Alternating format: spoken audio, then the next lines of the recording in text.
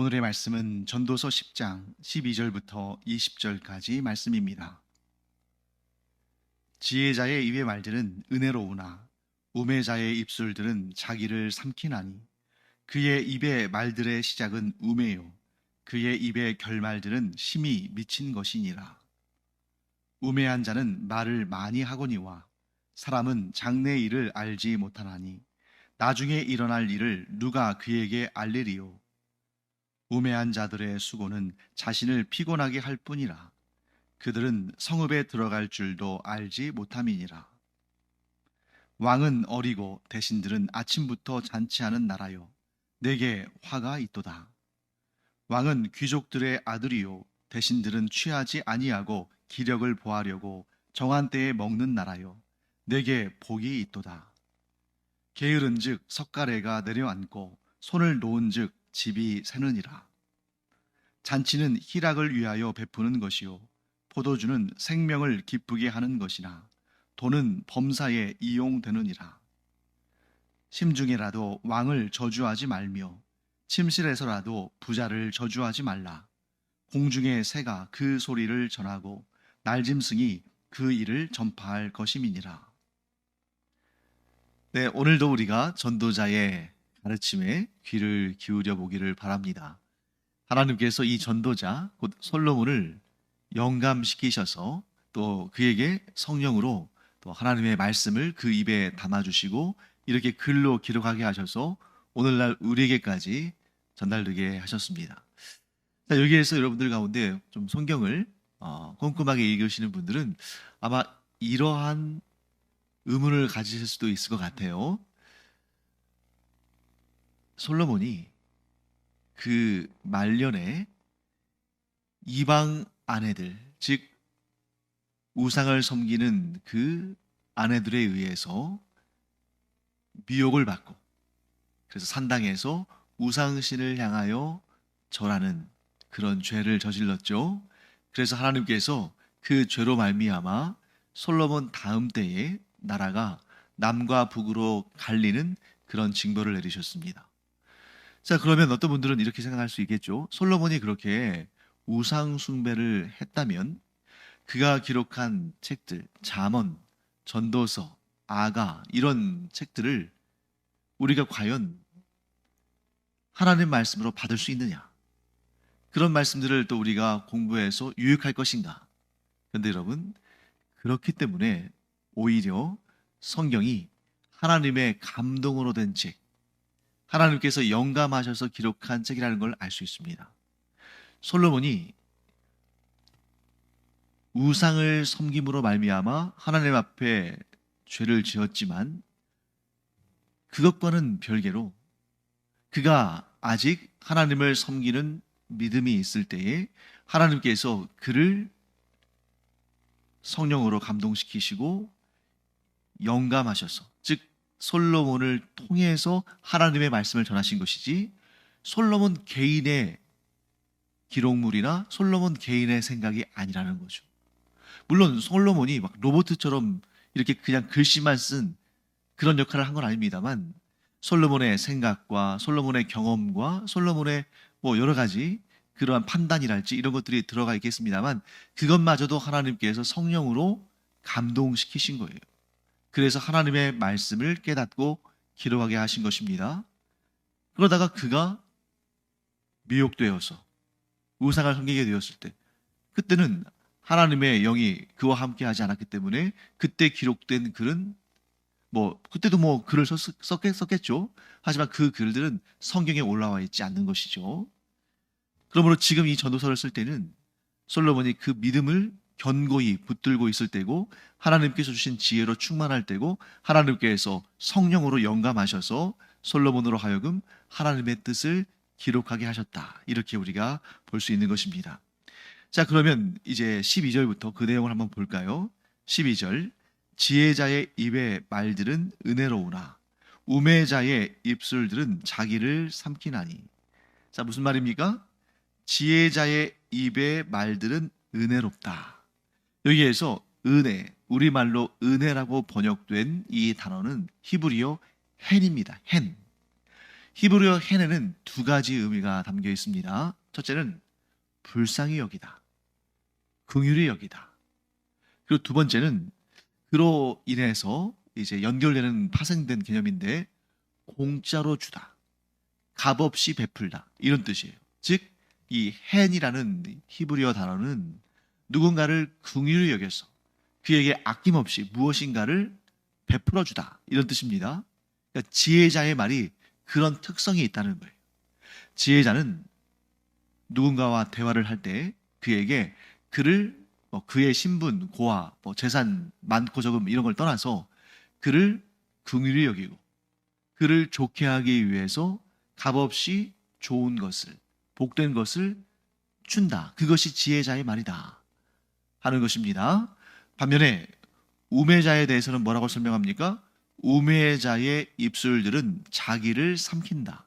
자, 여기에서 삼킨다라는 것은 뭐냐면 파괴한다라는 의미를 갖고 있는 거죠. 조금 더 노골적으로 말한다면 죽인다. 그래서 우매자의 말들은 자기 자신을 죽인다, 이렇게 설명할 수가 있는 것입니다. 곧 지혜자의 말은 상대방을 살려주고 은혜를 베풀므로 그를 일으켜주고 격려하고 살려주고, 우매자의 말들은 그 말을 뱉는 자기 자신을 삼킨다, 곧 파멸시킨다, 죽인다, 이렇게 설명하는 거죠. 그래서 이 12절 말씀을 우리는 이렇게 정리할 수 있습니다. 지혜로운 자의 말은 다른 사람들을 살려내고 우매한 자의 말은 자기 자신을 죽인다. 자, 지혜로운 자의 말은 다른 사람들을 살리고 우매한 자의 말은 자기 자신을 죽인다. 아주 선명한 대비를 통해서 똑같은 말인데도 어떤 사람이 어떠한 목적으로 말을 하느냐에 따라서 이렇게 달라진다는 것을 보여줍니다. 사랑하는 성도 여러분, 우리가 똑같은 말 하잖아요. 똑같은 단어들을 사용합니다. 또 평생 말하지 않고 살 수 없고 우리는 말을 해야 돼요. 그런데 기왕에 말을 하는 김에 어떤 말을 해야겠습니까? 우매한 자의 말이 아니라 지혜자의 말을 해야죠. 그래서 우리의 말로 인해서 누군가가 힘을 얻고 생명을 얻고 구원을 얻게 되기를 간절히 축원합니다. 결코 우리 말로 인해서 누군가가 상처받거나 절망하지 않기를, 심지어 우리 자신을 삼키는 말이 우리 입에서 나오지 않기를, 그 말로 인해서 스스로를 해치고 또 다른 사람들도 해치는 그러한 우매한 말을 하지 않기를 간절히 축원합니다. 13절 말씀 보실까요? 그의 입의 말들의 시작은 우매요, 그의 입의 결말들은 심히 미친 것이니라. 지금 우매자의 말에 대해서 설명을 계속하는 겁니다. 우매한 사람들의 말은 그 시작이 우매로 시작한다. 어리석은 말들로 시작합니다. 그런데 그 입의 결말들은 심히 미친 것이니라. 자, 미쳤다는 표현이 성경에는 자주 등장하지 않습니다만 이거는 정말 미친 말이다. 도무지 그것을 감당할 수 없을 지경까지 악하게, 나쁘게, 혼란스럽게 이렇게 진행되는 겁니다. 뭘 의미할까요? 우매한 자의 말이 파멸의 힘을 가지고 있는데 그것이 점점점 강해지는 것을 의미하는 거예요. 자, 어떤 사람이 미치면 물론 그 자신도 괴롭겠습니다만 그 자신에서 그치지 않죠? 점점 가족들이 힘들고 친구들이 힘들고 이웃들이 힘들고 이렇게 되는 거 아니겠습니까? 그래서 지혜자의 말은 선한 영향력을 점점 더 확대해 가고 우매한 자의 말은 악한 영향을 점점 더 확장해 간다, 이렇게 볼 수 있는 것입니다. 14절 말씀 계속해서 우매한 자의 말에 대해서 이어집니다. 우매한 자는 말을 많이 하거니와 사람은 장래 일을 알지 못하나니 나중에 일어날 일을 누가 그에게 알리리요. 자, 우매한 자는 그 말이 자기 자신을 삼키고 다른 사람들을 괴롭게 한다고 했어요. 악한 것입니다. 좋지 않습니다. 나쁜 것입니다. 그런데 문제는 그 나쁜 것을 한 번만 해도 문제가 되는데 우매한 자는 그런 일을, 그런 악한 행위를, 그런 미련한 행위를 아주 많이 한다는 거예요. 우매한 자는 말을 많이 한다. 좋은 것은 많을수록 좋지만 악하고 나쁜 것은 적을수록 좋고 가장 좋은 것은 없어야 하죠. 그러니까 이 우매한 자가 차라리 말을 하지 않는 것이 가장 그나마 좋은 일인데, 그런데 우매한 자일수록 말을 많이 한다는 거예요. 그래서 더 두려운 일은 우리가 말을 하기를 얼마나 좋아합니까? 그런데 우리가 지혜로운 말만 하면 좋겠는데 우리가 우매한 말을 할 때도 많다는 거죠. 그래서 말을 많이 하면 그만큼 실수도 많이 할 가능성이 커지고, 더군다나 우매한 자는 말을 많이 할수록 더 실수도 많이 하고 더 안 좋은 결과들을 가져오겠죠. 그러니 그 장래의 일, 그 말들로 인해서 어떤 일이 일어날지를 주변 사람들은 어느 정도 알아요. 그런데 본인은 모릅니다. 그런데 이 우매한 자는 다른 사람들의 조언이나 충고를 들을 생각이 없기 때문에 그것을 오해하거나 도리어 자기에 대한 공격으로 받아들이기 때문에 어느 누구도 그런 조언을 못해. 그런 조언과 충고가 없으니까 더 고삐 풀린 망아지처럼 더 날뛰입니다. 이 악순환이죠. 사랑하는 성도 여러분, 우리가 하나님의 말씀에 더욱 귀를 기울이나 우리의 말에는 좀 재갈을 물리고 신중하고 겸비해서 우리가 정말 예수님 닮은 그런 말, 자기 자신을 살리고 다른 사람들도 살리는 그런 말이라면 우리가 많이 해야겠지만, 그런데 우리 스스로 아직 죄성이 있는 나이기 때문에, 아직 온전히 성숙하지 못하고 지혜롭지 못한 나이기 때문에 그렇게 내가 보기에, 내가 생각하기에 좋은 말이라 할지라도 그런 경우에도 좀 돌아보고 겸비하고 조심스러운 그런 우리가 되어야 됩니다. 말이 조심스러운 사람은 보지 않아도 그 인격이 훌륭하다는 것을 우리가 알 수 있어요. 그래서 막 말을 떠벌리는 것이 아니라 좋은 말도 신중하게, 지혜로운 말도 다시 한번 겸비하여 돌아보는 그런 우리가 되기를 간절히 축원합니다. 15절 말씀도 역시 마찬가지죠. 우매한 자들의 수고는 자신을 피곤하게 할 뿐이라 그들은 성읍에 들어갈 줄도 알지 못함이니라. 자, 우매한 자는 이를 버리면 버릴수록 더 문제가 심해집니다. 그러니까 우매한 자는 열심히 일할수록 자기 자신도 괴롭고 피곤하며 다른 사람들도 고통스럽게 하는 거예요. 그래서 지금 뭐라고 합니까? 이 우매한 자는 성읍에 들어갈 줄도 알지 못한다. 그것은 뭐냐면 우매한 자는 자기 앞가름도 하지 못한다는 거죠. 자기 앞가름도 하지 못하는 자가 다른 사람들의 일에 더 많이 참견하고 또 뭐 이렇게 비판하고 뭐 감나라 배나라 그렇게 참견하는 거죠. 왜 그럴까요? 우매한 자는 철석같이 믿습니다. 우매한 자의 가장 큰 특징, 자기 자신이 옳다고 믿는 거예요. 그러니까 말을 많이 하고 그렇게 열심히 무언가를 합니다. 그런데 그 출발점이 잘못됐기 때문에 그 열심히, 그 많은 말들이 자기 자신을 파괴하고 다른 사람들까지 고통스럽게 한다. 사랑하는 성도 여러분, 내가 우매한 자인지 지혜로운 자인지 어떻게 알 수 있을까요? 뭐 여러 가지 방법이 있을 수 있겠습니다만 저는 이렇게 생각합니다. 반성적인 성찰, 즉 내가 지금 잘하고 있는지 못하고 있는지, 내 말이 지금 지혜로운 말인지 우매한 말인지 이렇게 스스로 반성적으로 자기를 성찰할 줄 아는 사람이라면 우매한 쪽보다는 지혜로운 쪽에 포함될 가능성이 굉장히 커집니다. 거기에다가 한 가지가 더해지면 확실하죠. 그것이 무엇입니까? 하나님의 말씀, 곧 유일한 절대적인 진리의 말씀에 자기 자신을 비춰보는, 하나님의 말씀에 이런 말씀이 있는데 내가 과연 그렇게 살고 있는가? 내 말이 과연 그 범주 안에 있는가? 내 행동이 과연 그 말씀에 비춰볼 때에 그릇되지 않는가?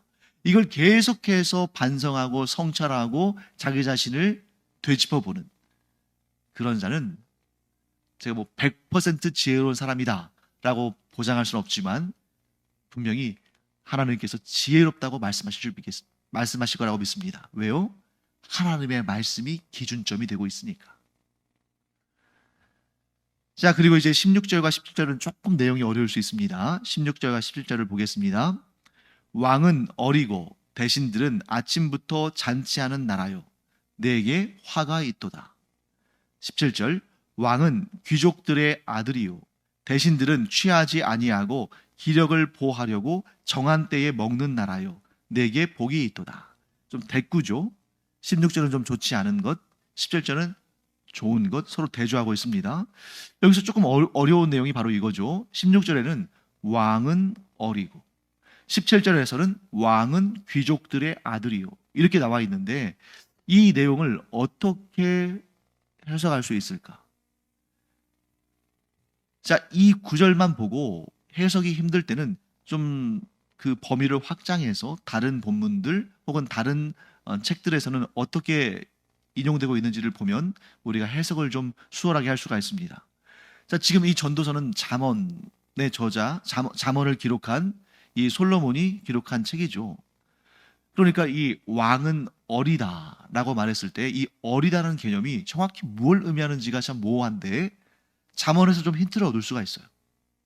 나이가 많다고 무조건 지혜롭고 나이가 어리다고 무조건 어리석은 것은 아닙니다. 그런데 솔로몬식 표현에 의하면 샛머리, 곧 흰머리 앞에 일어서라. 그의 권위를 존중하라. 그가 나이를 그냥 먹은 것이 아니라 그 인생의 경륜을 쌓아온 것이다. 그래서 특히 이 솔로몬의 개념에 있어서 왕은 나이가 많을수록 지혜로운 것으로 묘사가 돼요. 아마 솔로몬 자신이 그렇게 경험했겠죠. 초년에 이 나이 어렸을 때 왕위에 올랐잖아요. 젊었을 때. 그때 솔로몬이 뭐라고 고백하냐면 하나님께, 하나님, 저는 출입을 할 줄 모르는 어린아이와 같습니다. 그러니까 자기가 지혜롭지 못하다는 것을 어린아이에 비유하는 거예요. 그러니까 여기에서 왕은 어리다 했을 때는 이게 무슨 개념이냐면 단지 나이가 어리다 이런 뜻이 아니라 왕이 지혜롭지 못하고 왕의 지혜가 아직 성숙하지 못하고 이런 개념이겠죠. 즉 왕은 지혜롭지 못하고 대신들은 아침부터 잔치하는 나라. 자, 아침부터 잔치한다는 것은 뭡니까? 아침부터 뭐 술을 떠다 놓고 흥청망청 마시고 노래하고 춤추고 놀고 있다는 거예요. 뭘 의미할까요? 예, 잔치할 수 있죠. 대신들 국가의 중요한 뭐 일들을 하고 또 뭐 외교 사절들도 뭐 사절들 이런 사람들도 뭐 접대해야 되고 그런데 그런 접대가 주로 저녁에 이루어지는 것이 좀 경우에 합당하지 않습니까? 그러니까 왕은 지혜롭지 못하고 그를 보필해야 되는 대신들은 분별력이 없어서 아침부터 술에 취한 그런 나라는 화가 있다. 문제가 있다. 위험하다. 소망이 없다. 이렇게 해석할 수 있는 거죠. 그러면 17절은 정반대의 개념이 나오겠죠. 왕은 귀족들의 아들이요. 이 구절도 우리가 좀 이렇게 선입견을 가지고 보면 좀 이해가 안 될 수 있어요. 왜냐하면 왕은 귀족들보다 높은 존재잖아요. 그러니까 왕족은 귀족보다 높은 그러한 품계를 갖고 있는 거죠. 그런데 여기서는 그런 뜻이 아니라 귀족은 귀한 사람, 품격 있는 사람, 존귀한 사람. 즉 왕은 귀족들의 아들이라는 것은 왕이 품격이 있고 존귀하고 또 대신들은 취하지 않고 경우에 합당한 사람들이라는 거죠. 그리고 기력을 보하려고 정한 때에 먹는 나라. 자, 기력을 보하려고 정한 때에 먹는다는 것은 뭘 의미하냐면 이 대신들이 자기가 각각 맡은 그러한 업무가 있지 않겠습니까? 그러한 사역들이 있는데 그 자기가 맡은 일을 자기에게 주어진 일을 잘 감당하기 위해서 흥청망청 먹고 마시고 노는 것이 아니라 딱 때를 정해서 기력을 보하는 즉 일할 수 있는 힘을 얻게 하는 그러한 적절한 음식을 먹는 그러니까 아주 경우에 합당하고 아주 체계적이고 아주 법도가 세워져 있고 질서 있고 책임감 있는 이런 대신들이 존귀한 품격을 지닌 그런 왕과 함께 있다면 그들이 파트너가 되어서 함께 일한다면 그 나라는 복이 있다. 사랑하는 성도 여러분, 이 말씀은 왕과 대신 그리고 나라에 관한 이야기이기도 하지만 이 말씀은 또 우리에게 주어지는 하나님의 말씀이기도 하죠. 우리가 경우에 합당하지 못한 그러한 삶의 자세를 가지고 있다면 정신 바짝 차리라는 말씀이죠. 그 소망이 없다. 화다. 경우에 합당한.